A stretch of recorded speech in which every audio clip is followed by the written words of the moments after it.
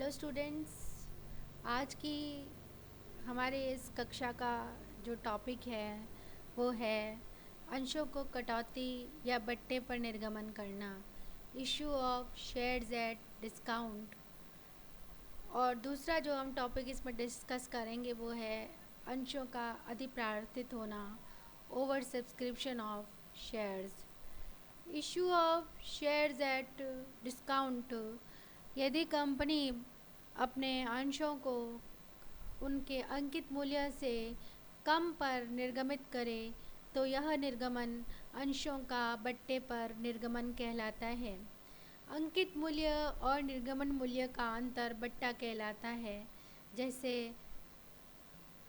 किसी अंश का अंकित मूल्य 10 रुपये है और जो निर्गमित मूल्य है वो 9 रुपये है, तो 1 रुपये का अंतर जो है वो बट्टा कहलाएगा। कंपनी अधिनियम 2013 की धारा 53 के अनुसार कंपनियों को उनके अंश बट्टे पर निर्गमित करने की अनुमति प्रदान नहीं की गई है। कंपनी अधिनियम 2013 की धारा 54 से के अनुसार केवल श्वेत समतांश स्वेट इक्विटी शेयर्स ही बट्टे पर निर्गमित किए जा सकते हैं। धारा 53 के प्रावधानों के अनुसार यदि कोई कंपनी इनका उल्लंघन करती है तो उस पर कम से कम 1 लाख रुपए का जुर्माना लगाया जाएगा, जो बढ़ाकर 5 लाख रुपए तक किया जा सकता है। साथ ही कंपनी का प्रत्येक अधिकारी को इस प्रकार की त्रुटि के लिए जिम्मेदार है उसे 6 माह तक की सज़ा या कम से कम 1 लाख रुपए का जुर्माना, जो 5 लाख रुपए तक बढ़ाया जा सकता है, या दोनों ही सज़ा से दंडित किया जा सकता है। अतः निर्गमन के व्ययों, अभिगोपन कमीशन, अंशों तथा ऋणपत्रों पर कटौती खाते को लेखा मानक 26 के प्रावधानों से पृथक रखा गया है, क्योंकि इनका लाभ 3 से 5 वर्षों तक प्राप्त होता है। जब तक इसे पूर्णतया अपलकित न कर दिया जाए, इस खाते का शेष कंपनी के स्थिति विवरण में संपत्ति पक्ष की और अन्य गैर चालू संपत्ति या अन्य चालू संपत्ति के रूप में जैसी भी परिस्थिति होगी उसी अनुसार दर्शाया जाएगा। अर्थात यह राशि 12 माह के भीतर अपलिखित कर दी जाए तो उसे अन्य चालू संपत्ति के अंतर्गत दर्शाएंगे, अन्यथा अन्य गैर चालू संपत्ति में दिखाएंगे। इसके बाद हम बात करेंगे ओवर सब्सक्रिप्शन ऑफ शेयर्स या अंशों का अधिप्रार्थित होना। एक सार्वजनिक कंपनी प्रविवरण के माध्यम से जनता को अंश खरीदने के लिए आमंत्रित करती है।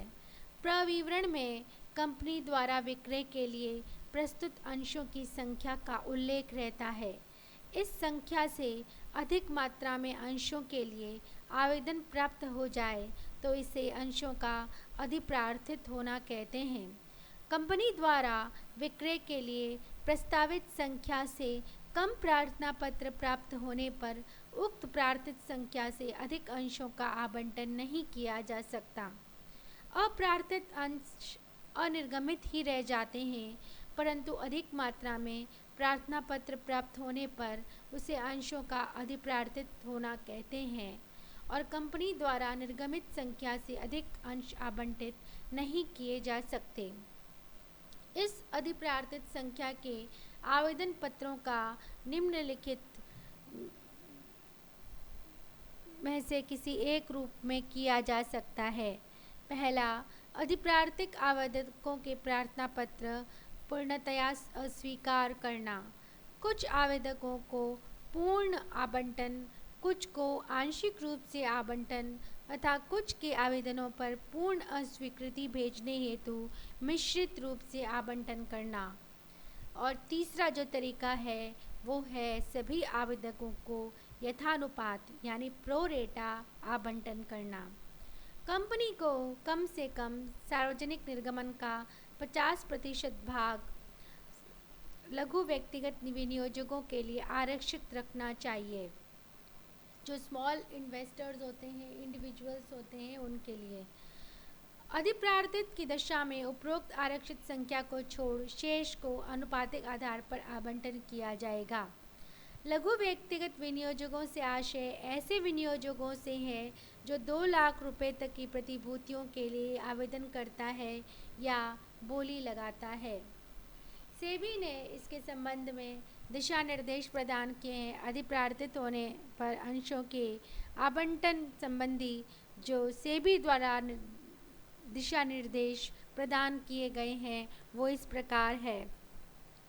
कंपनी प्रविवरण में न्यूनतम आवेदित किए जाने वाले अंशों की संख्या निर्धारित करती है, जिसके अनुरूप उसके गुणकों में ही आवेदक को अंशों के लिए आवेदन करना होता है। कंपनी ने न्यूनतम के गुणकों में आवेदन करने की शर्त न रखी हो तो आवेदक अपनी इच्छा अनुसार आवेदन कर सकता है। आवेदन सूचीबद्ध होने के बाद कंपनी आवेदित अंशों के आकार के आधार पर सूची बनाती है ताकि आवंटन विभिन्न प्रकार के आवेदकों को आनुपातिक आधार पर प्राप्त हो सके।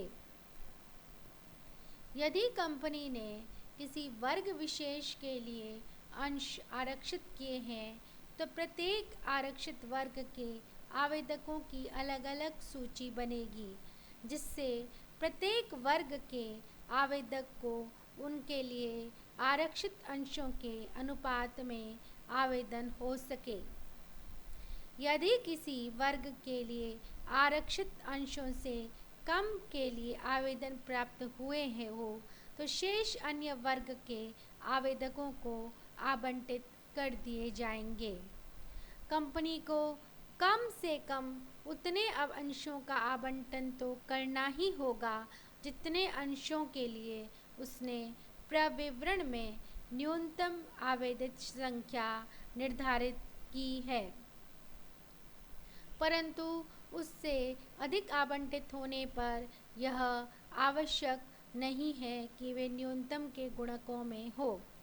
आनुपातिक आधार पर आवंटन होने पर प्रत्येक श्रेणी को के आवेदकों को अलग अलग संख्या में अंश आवंटित हो सकते हैं। आनुपातिक आधार पर आवंटन करने से कुछ अंशों का आवंटन न हो सके तो वे अंश उन आवेदकों को आवंटित किए जाएंगे जिन्होंने न्यूनतम अंशों की श्रेणी में आवेदन किया है।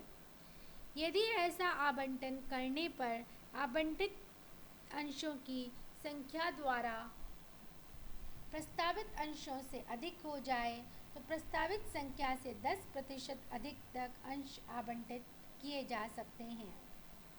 तो इस प्रकार हम यथानुपात आवंटन करेंगे और जब इससे संबंधित अगर हमारे पास कोई प्रैक्टिकल प्रश्न आता है तो सर्वप्रथम हम एक टेबल बनाएंगे और उस टेबल में प्रत्येक कैटेगरी के अंशों को रखेंगे और फिर हम उन्हें आवंटन करेंगे।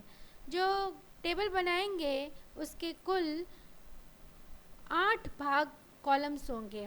उसमें सबसे पहले तो पहले कॉलम में हम लिखेंगे कैटेगरी ऑफ शेयर्स, दूसरे कॉलम में हम लिखेंगे नंबर ऑफ शेयर्स अप्लाइड, तीसरे कॉलम में हम लिखेंगे नंबर ऑफ एप्लीकेंट्स, चौथे कॉलम में हम लिखेंगे total number of shares applied by each category.